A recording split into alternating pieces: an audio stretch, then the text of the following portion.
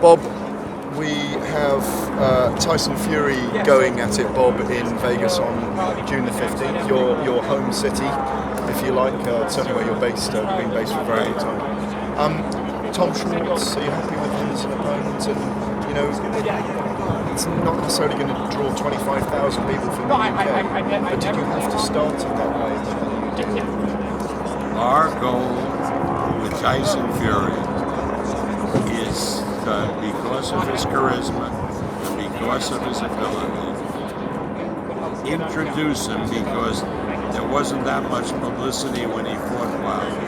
Introduce him to the American public, not just boxing fans, but all sports fans, all the people, as the coming of George Foreman, the second coming of George Foreman. Big heavyweight who charmed the people, got the people interested in boxing, and performed exceptionally well in the ring. Tyson Fury is my next George Foreman. He will be absolutely huge in America, so that every time we put him on pay-per-view, maybe next year, we will do close to 2 million pay-per-view homes and maybe more.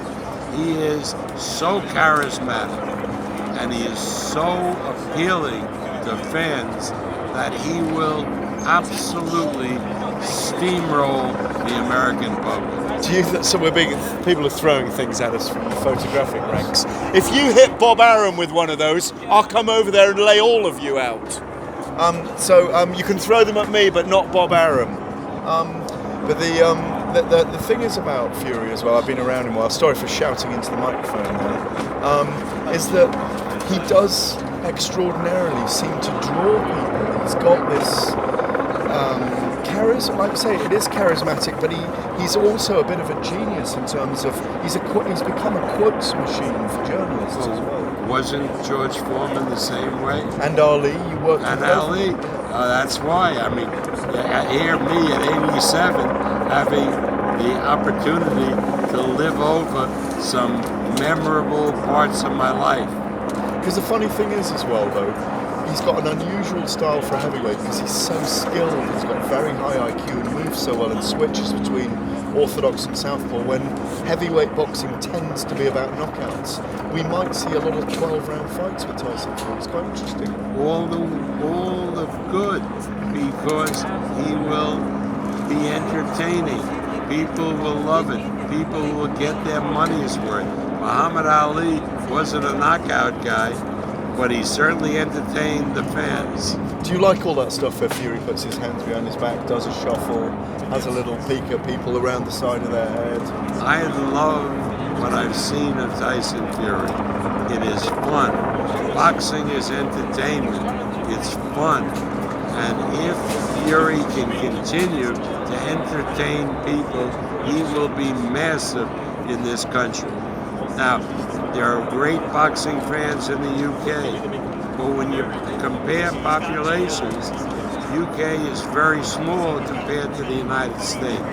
This is the big market, and we think Fury will capture this market, and with his personality, his charisma, and his talent, will help continue to elevate boxing to a major sport.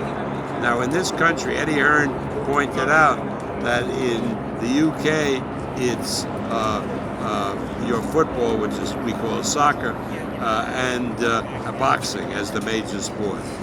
In the United States, we have professional football, we have the hockey league, we have basketball, college and pro. There are a lot of fans now for your football, the soccer. Well, there's baseball, there's American football. So boxing is always competing with those sports, and the competition has been one-sided. Boxing has dropped to the back of the pack.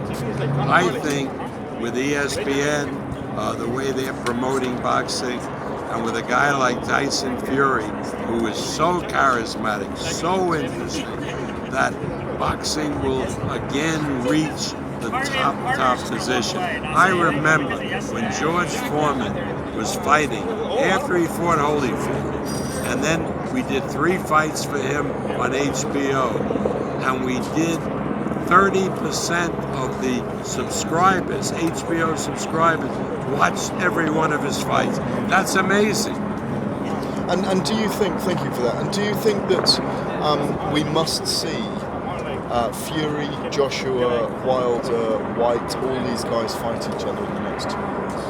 There is going to be a problem. Wilder, yes. Why? Wilder is an American, fights in America, and we can do pay-per-view, where we'll begin to do massive $100 million nights that the fighters can take the lion's share. With Joshua, he is tied to Eddie Hearn and DAZN. That means he can't do pay-per-view in the United States. That means he is not as appealing as the other two. If some way they can cut the cord and Joshua can compete not just once. You don't become a big pay-per-view star by showing once. You have to show numerous times.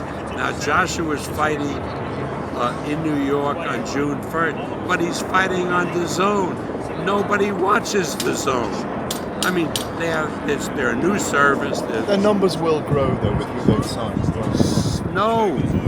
No, they'll grow, but not the way the costs are, not the way they should grow. Why? Because there's no megaphone. If a top-ranked fighter fights on ESPN Plus, like Lomachenko you've got is doing, Sports Center, you've got all the exactly. We have Sky Sports News in the UK. But Sky Sports News is not going to support a DAZN fight in the United States. In England, sure. So it's the mechanics you're saying of it are not there. Absolutely. Joshua has to fight regularly on a U.S. linear channel. He has to fight on pay-per-view distributed by ESPN, by Fox, even by Showtime. So what you're saying is DAZN's business model may well prevent them from growing at the rate they really want to. Well, I'm not saying that. DAZN will grow as DAZN will. It's a streaming service. It doesn't help a guy who has the capability of making huge money on big pay-per-view fights. Could we have done Mayweather and Pacquiao on DAZN? No. Of course not. Too difficult to do, like you say. Well, too much money. Yeah. Too much money. I mean, we did $600 million. They got to put $600 million up for one fight. No, of course they won't. You can't do that. It doesn't make any economic sense. That's why DAZN makes ultimately competing the way they are here makes no sense. What they should have done, is do ordinary level fights, make a deal with a linear network where the fight is... For the pay-per-view fights. Exactly. Brilliant, Bob. Thank you very much, as always. I mean, I don't want to be controversial. You've been controversial for 60 years. I know, but I'm speaking the truth because I'm very fond of the people that run DAZN. Like John Skipper is a very dear friend of mine, and I really believe they would be much better suited doing boxing, a lot of boxing, ordinary level, and then making a deal with a linear network. Yeah. I mean, they've been successful, DAZN has, in Japan. And why? Because they got the rights for American Major League Baseball that the Japanese networks didn't have room for. So a lot of baseball fans, a lot of Japanese fighting in the Major League. And so they made a business. This business model is flawed. Yeah, Canelo is very, very popular. And yeah, they'll get certain subscribers for a Canelo fight. But what else do they have? I mean, they have second tier MMA. It's not UFC. And they have Bellator, and they have it's growing. Nothing like UFC. And as far as the MMA public, and it's considered minor league, and there's no other sports that they have. I mean, ESPN Plus, which costs a fraction of the zone,